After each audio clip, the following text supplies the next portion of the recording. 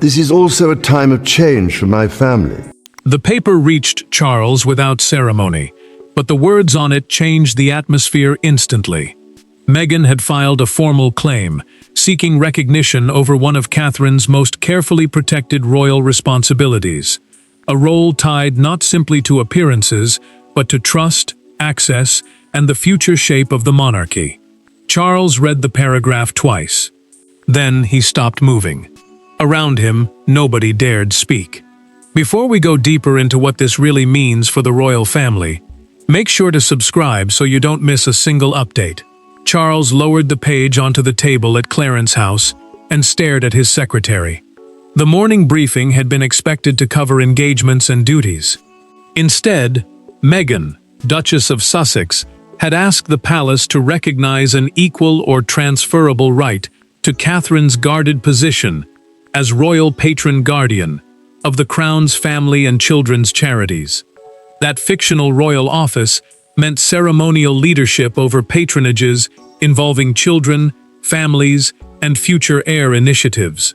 "She is claiming Catherine's role?" the king asked. His voice was steady, but the question carried disbelief. The shock cut deeper because Charles had personally reinforced Catherine, Princess of Wales, in that responsibility after Queen Elizabeth II's death. To him, the appointment represented continuity when the monarchy had already endured change. Meghan's filing challenged more than one assignment. It questioned whether a role Charles believed settled could be reopened by someone who had stepped away from working royal life. He read another paragraph and realized the claim rested on something far more dangerous than ambition. William called Catherine before the briefing ended. The prince kept his words controlled as he explained what had been filed, but she heard the tension beneath them. Catherine stayed silent for several seconds. Then she asked one question. Had Charles seen it? William said yes. She exhaled slowly, knowing that whatever happened next would force the king to choose between an old assurance and a responsibility he had already placed firmly in her hands. The buried language changed everything. Meghan's claim stated that, before her royal departure, she had received assurances that her place within crown-backed philanthropic work could not be permanently reassigned without consultation. Charles immediately understood the danger. If he accepted even part of that argument, former working royals could challenge later palace decisions by pointing to private conversations from years earlier. But William noticed something even more unsettling. A date in Meghan's supporting timeline connected the claim to one royal event nobody expected to matter again. Charles could reject a request, but he could not erase the history Meghan had just dragged back into the room. And that history placed Catherine directly at the center of the fight. Behind the legal language were three people carrying three very different wounds. Catherine saw the role as years of duty quietly earned. Meghan saw it as proof that promises made to her had later been erased. Charles saw something more dangerous. Two women connected to the same family, now standing on opposite sides of a question that touched loyalty, legitimacy, and who truly belonged inside the working monarchy. Catherine, Princess of Wales, sat beside William at Kensington Palace after their children had left the room, reading the summary line by line. The guarded patron role was unlike an ordinary royal patronage, meaning a position in which a royal supports and represents a charity or public cause. Years of work involving early childhood, vulnerable families, and long-term royal continuity had gradually been consolidated around her. William watched her expression harden.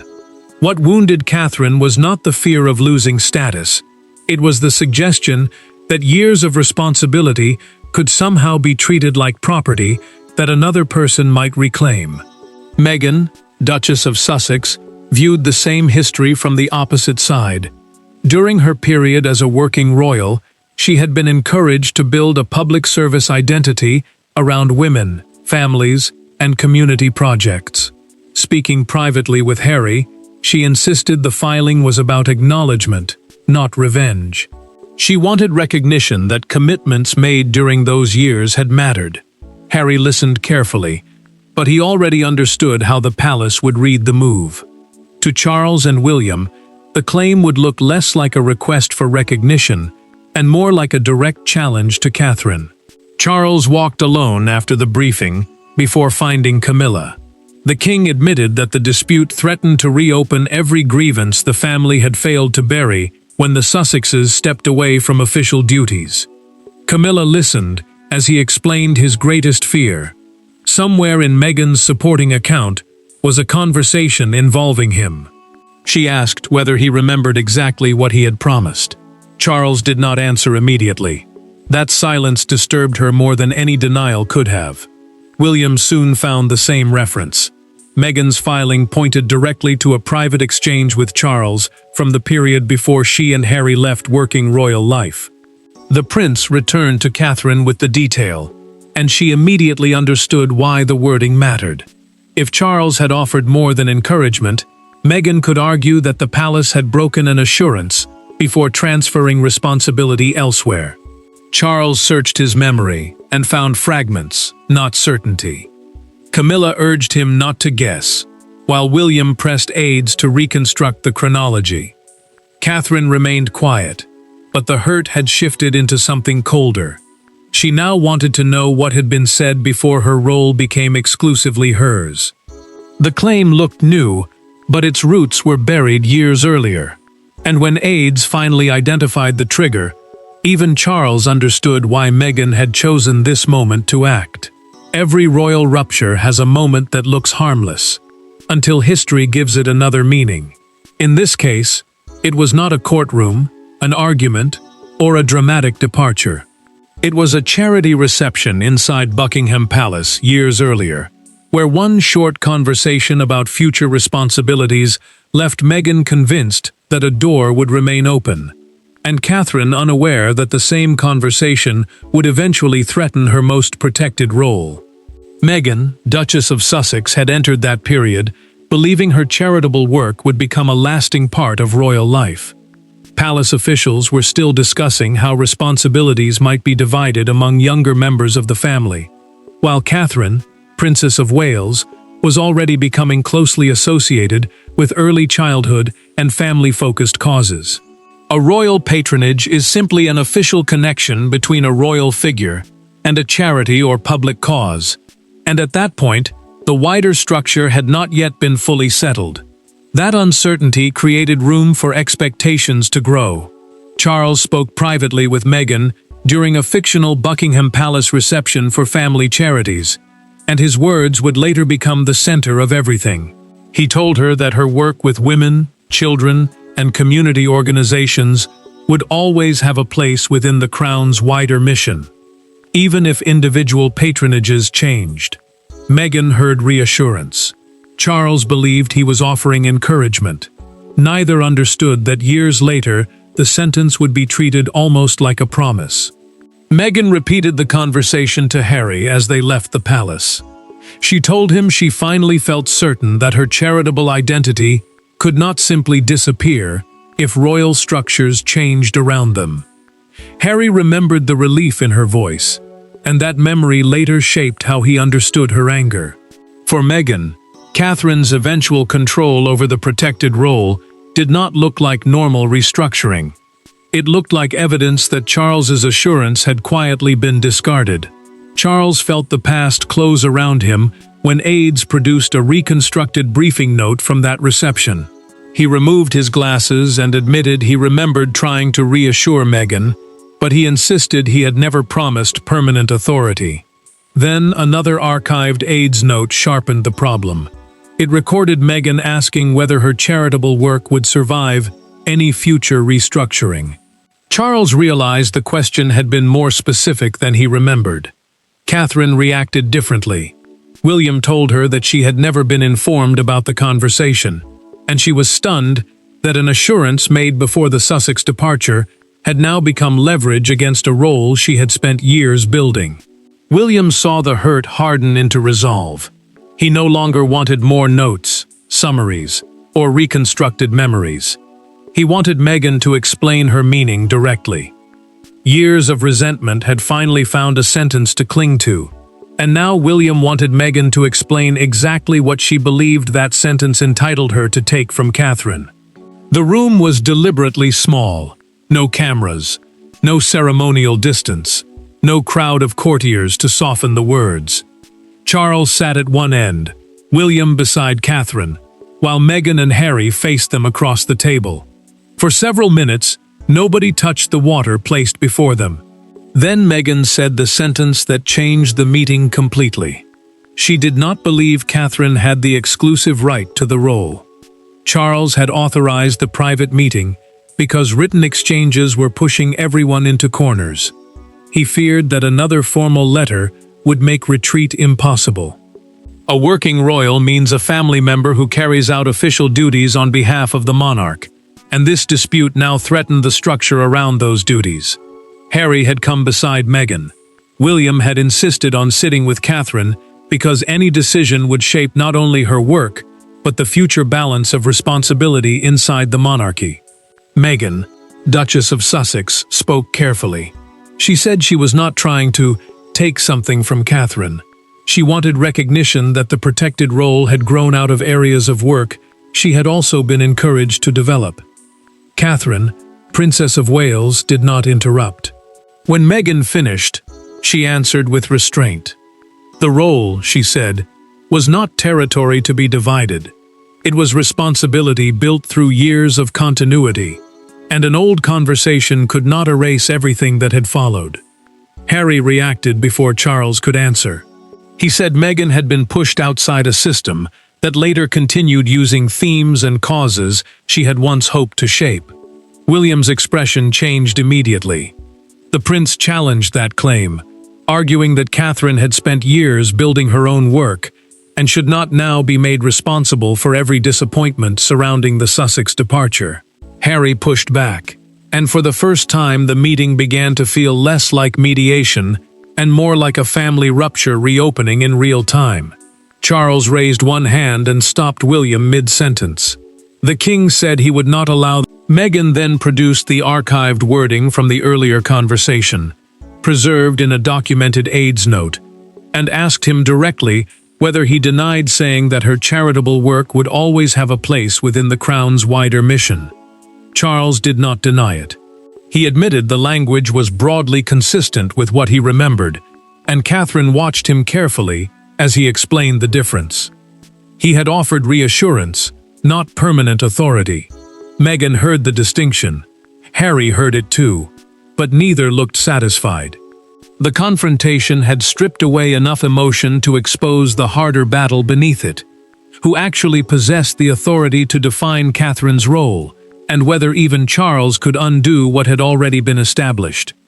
Royal power rarely looks dramatic when it is actually being exercised. It appears in schedules, seals, appointments, and carefully worded authority. After the confrontation, Charles discovered that the role Meghan was challenging had become far more protected than an ordinary patronage. Catherine's position had been woven into a framework involving the sovereign, palace trustees, and long-term continuity planning. Emotion had started the fight. Structure would decide it. Charles sat with his principal private secretary and a senior palace advisor as 3 separate appointment records were placed before him. He read each one carefully before pushing Meghan's filing slightly to the side. The guarded role was not a hereditary title, passed automatically through family bloodlines. It was a sovereign-assigned coordinating responsibility, meaning the monarch formally placed one person in charge of a defined group of charitable initiatives. That distinction mattered, because Catherine's authority had been deliberately confirmed, rather than simply inherited. Charles knew the uncomfortable truth. His earlier words had helped Meghan believe her place within royal charitable work would survive future change, but his later actions had clearly placed the responsibility with Catherine. After becoming king, he had formally strengthened her authority and linked her work to a multi-year palace program focused on children, families, and long-term continuity. The king could not pretend those decisions had never happened, simply because an old reassurance had returned to haunt him. William confronted his father with the emotional cost. He argued that changing the structure now would make Catherine look temporary, in a role she had spent years building. The prince reminded Charles that she had carried the work through years of public pressure and family upheaval. Charles understood his anger, but he refused to decide the matter simply to protect William's feelings. The monarchy, he insisted, needed a reason that could survive beyond family loyalty. The advisors finally gave him one. Meghan's earlier assurance had never become an appointment instrument, sovereign directive, or shared mandate. An appointment instrument is the formal record establishing royal authority. A sovereign directive is an instruction issued under the monarch's authority, and a shared mandate would have explicitly divided responsibility between two people. None existed. Charles listened without interruption, as the distinction became impossible to ignore. Then the final revelation landed. Granting Meghan part of the role would not restore something formally taken from her.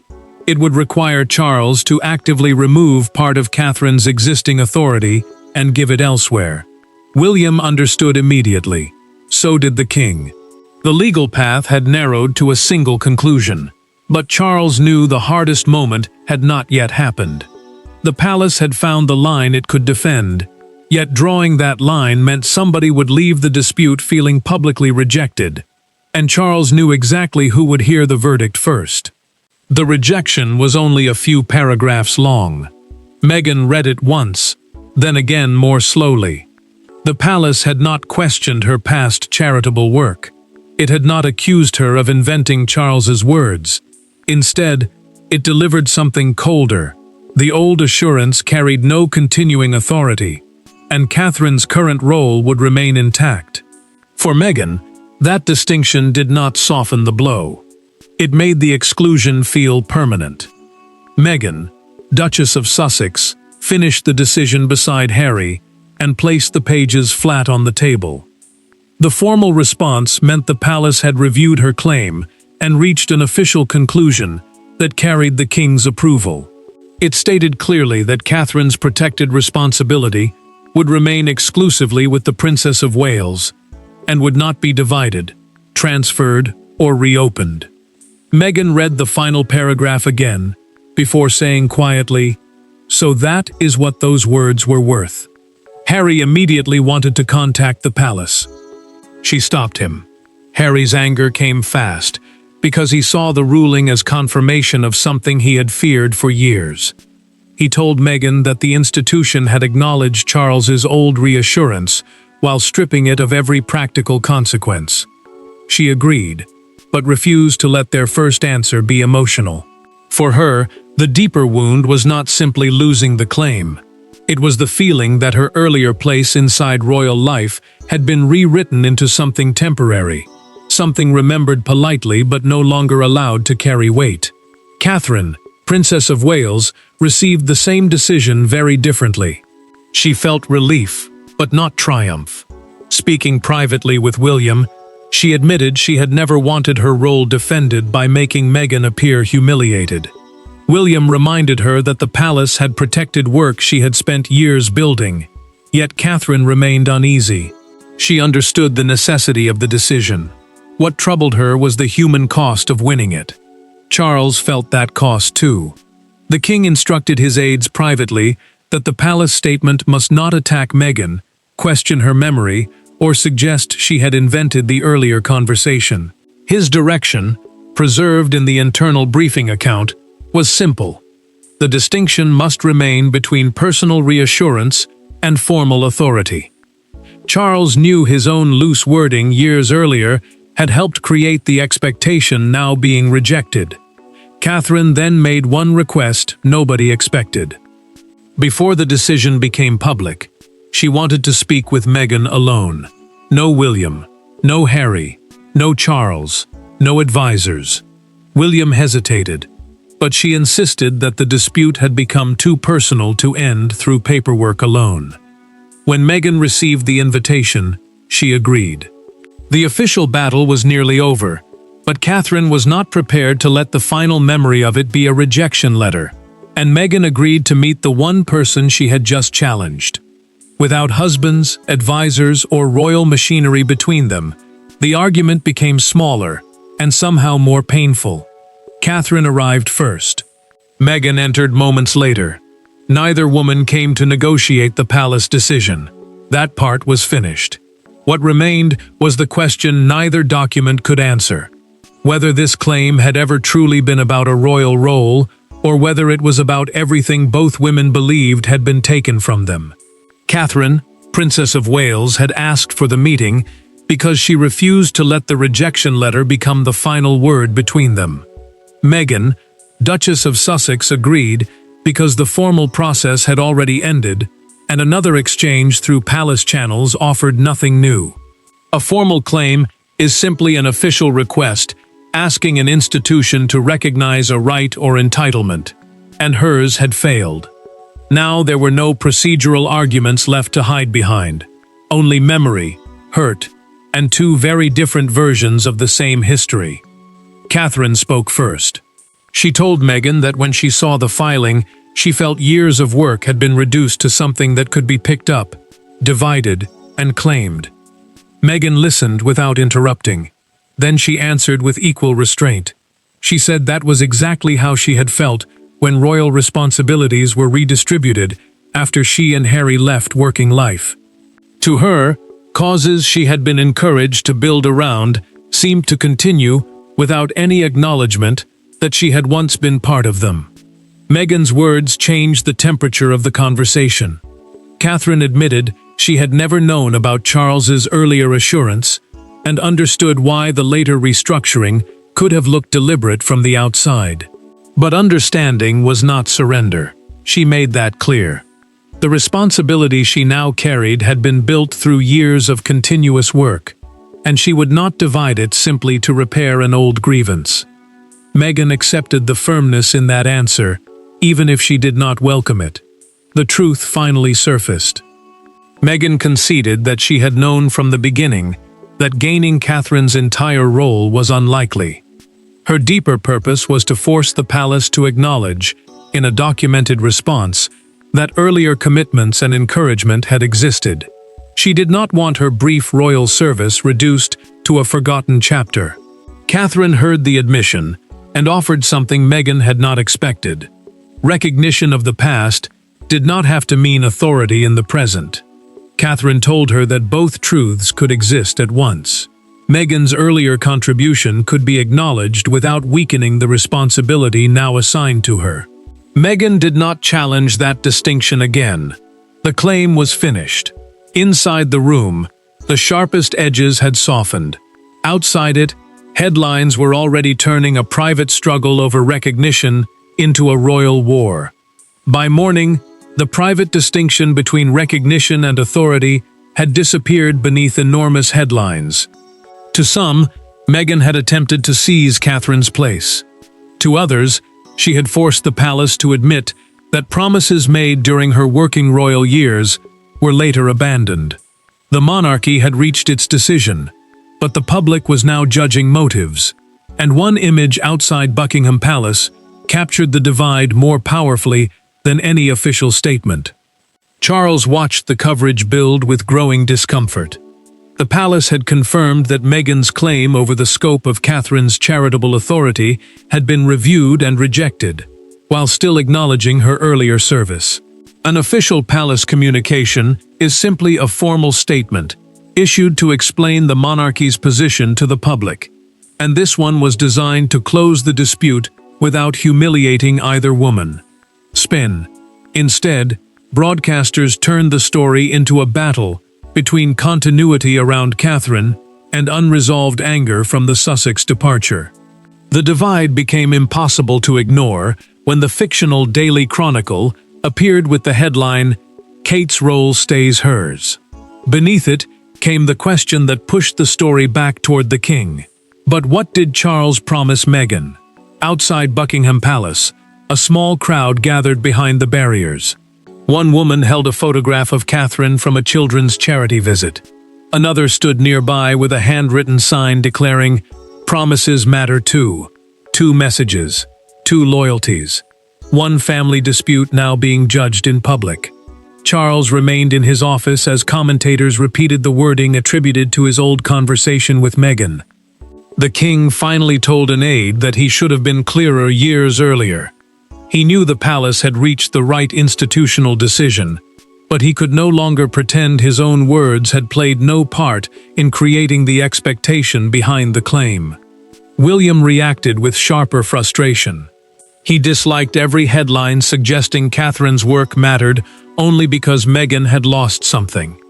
Catherine, Princess of Wales, urged him not to respond. She told the prince that defending herself publicly would only keep the conflict alive, and he reluctantly agreed.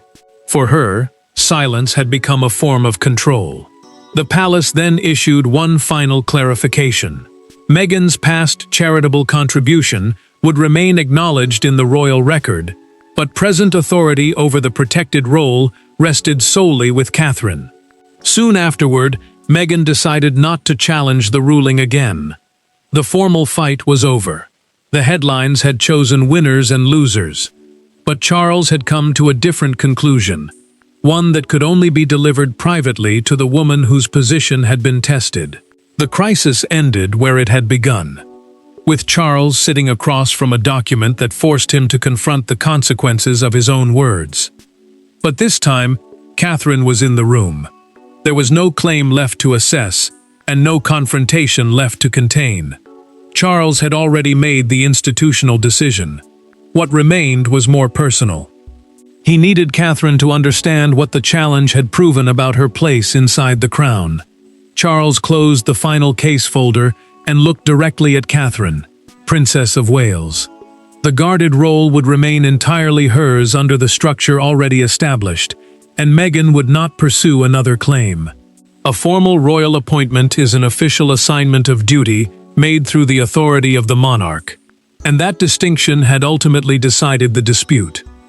Meghan's earlier charitable contribution would remain acknowledged in the palace record, but recognition of past service would not create present authority. Charles told Catherine something he had avoided saying while the conflict was still unfolding.